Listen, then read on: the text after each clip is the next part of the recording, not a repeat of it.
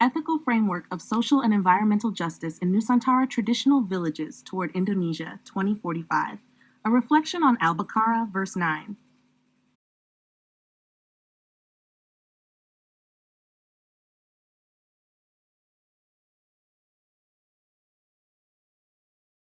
Introduction. The inclusion of religion in Indonesia's identity system, e.g., in the national ID card, has practical implications in social and economic dynamics, particularly in identifying and addressing poverty. One notable phenomenon is the presence of the poor around places of worship, where some communities actively assist and eradicate poverty, while others neglect them, despite the frequent gatherings of the poor during religious celebrations.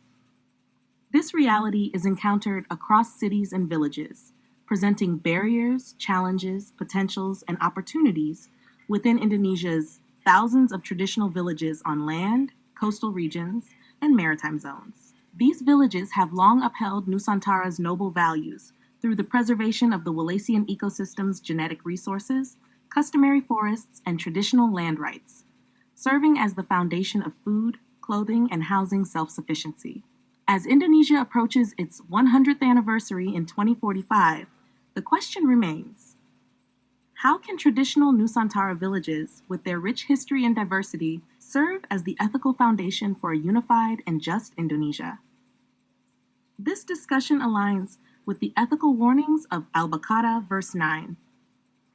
يُخَادِعُونَ اللَّهَ وَالَّذِينَ آمَنُوا وَمَا يَخْدَعُونَ إِلَّا أَنفُسَهُمْ وَمَا يَشْعُرُونَ.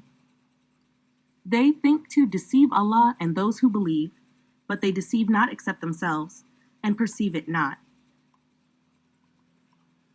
This verse warns against hypocrisy, a reminder that social justice and environmental responsibility should be truly upheld, not just performed for appearances. 2.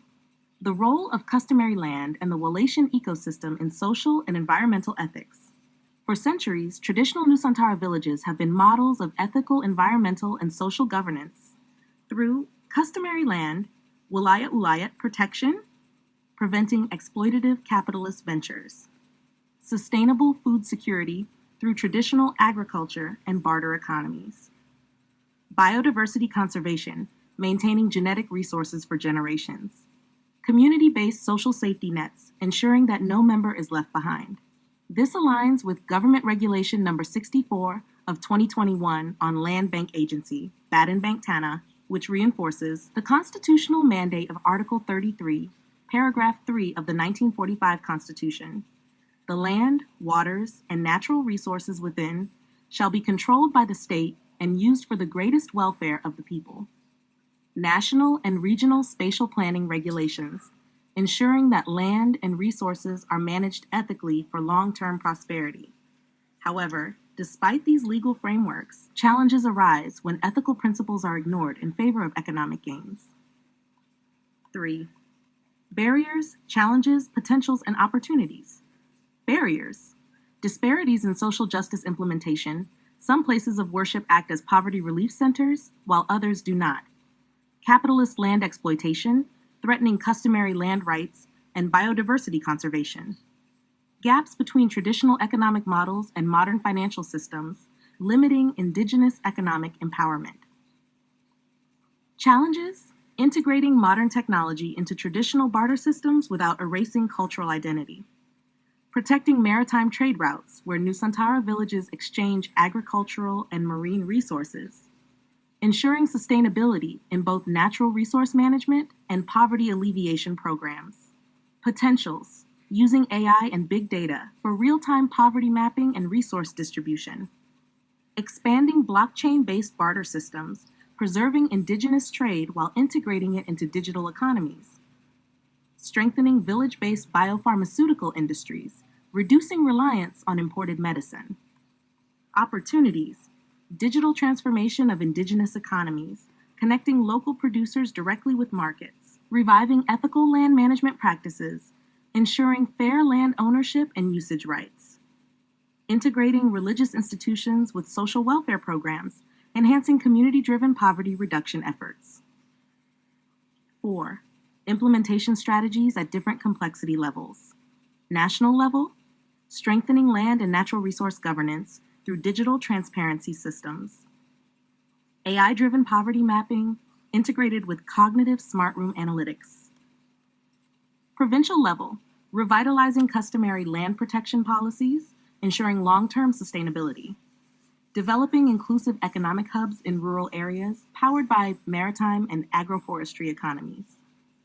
City district level, promoting blockchain-based community bartering, ensuring indigenous traders benefit from the digital economy.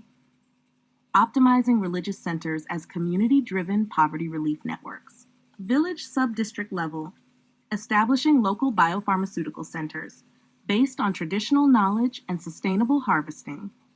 Leveraging AI for equitable social aid distribution, ensuring aid reaches those in need efficiently. 5. Conclusion and future directions. Indonesia's traditional villages hold the ethical and structural keys to achieving a just and sustainable nation by 2045. Their wisdom in land management, trade, and social cooperation must be protected from exploitative capitalist ventures and harmonized with modern technological advancements. Key recommendations. 1. Integrate blockchain-based barter systems for economic sustainability. 2. Strengthen land conservation policies to protect indigenous rights.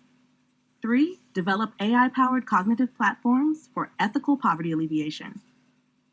Ensure that religious institutions take active role social justice efforts rather than being passive observers. In line with Al-Baqarah Verse 9, ethical governance must be sincere and impactful, not just an illusion of justice.